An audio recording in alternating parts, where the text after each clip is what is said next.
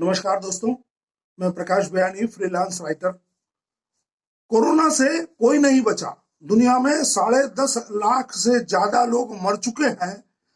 America जैसे advance health care वाले देश में 2.25 लाख से ज्यादा मौतें हुई है।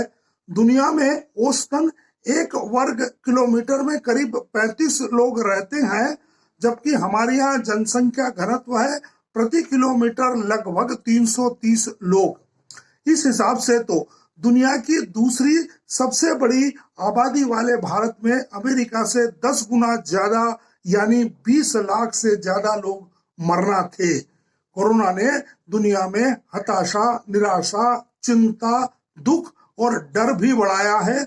लोग आज डिप्रेशन का उपचार ले रहे हैं। हमारे यहाँ यह सब क्यों नहीं हुआ? भारत में कम मौत या ज्यादा रिकवरी का कारण है हमारा खान पान।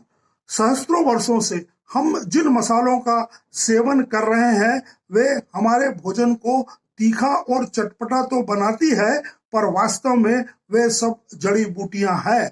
आयुर्वेद चिकित्सा विधा तो इनसे रोगों का उपचार करती है। दादी नानी हमें हल्दी वाला दूध पिलाती थी। वे कहती थी कि हल्दी मिश्रित दूध से ताकत मिलेगी। कोरोना के बाद सारी दुनिया में हल्दी का सेवन बढ़ा है। दादी नानी की बात एलोपैथी चिकित्सकों ने भी मान ली है कि हल्दी इम्यूनिटी मजबूत करती है। हमारे यहाँ तुलनात्मक रूप से कम मौत का सर्वविदित कारण है लंबा और सख्त लॉकडाउन। जान है तो जहान है को कुछ लोग शायद डर कहें, पर इस सोच ने हमें मरने से बचाया है। लंबे लॉकडाउन के कारण ही देश की बहुसंख्यक ग्रामीण आबादी कम संक्रमित हुई। यदि कोरोना पहले ही चरण में गांवों में पहुंच जाता तो वहां तो चिकित्सा सुविधा भी नहीं थी। हमारी देश की बड़ी आबादी को रोजी रोटी के लिए शारीरिक श्रम करना पड़ता है, जिनसे उनकी इम्यूनिटी मजबूत हो गई है। उन्हें पता भी नहीं चला कि कोरोना हुआ था और चला भी गया। मजेदार बात तो यह है कि हम शहरी पसीना बहाने के लिए रोज जिम में जो कसरत करते हैं वह ग्रामीण आबादी की दिनचर्या का हिस्सा है।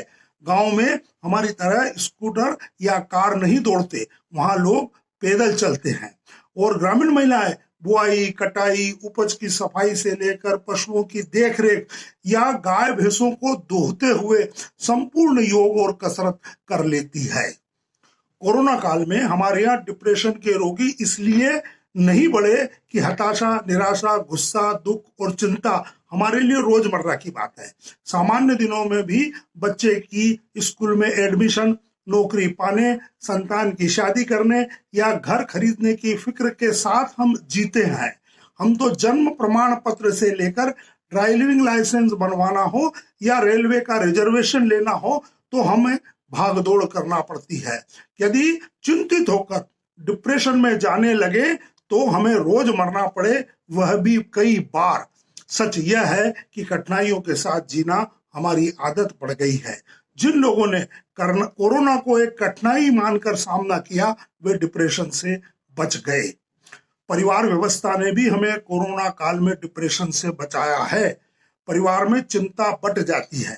परिवार का कोई सदस्य शारीरिक, मानसिक या आर्थिक रूप से कमजोर हो तो भी अच्छी जिंदगी जी लेता है और किसी को पता नहीं चलता। विदेशों में हम दो और हमारा कोई नहीं वाली सोच के बच्चे अपने पेरेंट्स को ओल्ड एज होम में छोड़ आते हैं और फिर रोज झगड़ा करते हैं, नशा करते हैं। कोई रोक टोक नहीं, कोई सलाह मशवरा नहीं। इसका हश्र हम इन दिनों टीवी पर रोज देख रहे हैं। याद करें कि संजय दत्त भी ड्रगिस्ट हो गए थे। वे तो रासुका में भी पकड़े गए थे, पर पिता सुनील दत्त ने उन्हें उबार लिया। काश सुशांत राजपूत भी मुंबई में परिवार के साथ रहते तो ना तो वे इतने लिव इन रिलेशन बनाते, ना ही असमय मरते और ना ही उनकी मौत का इतना लंबा पोस्टमार्टम होता। धन्यवाद दोस्तों।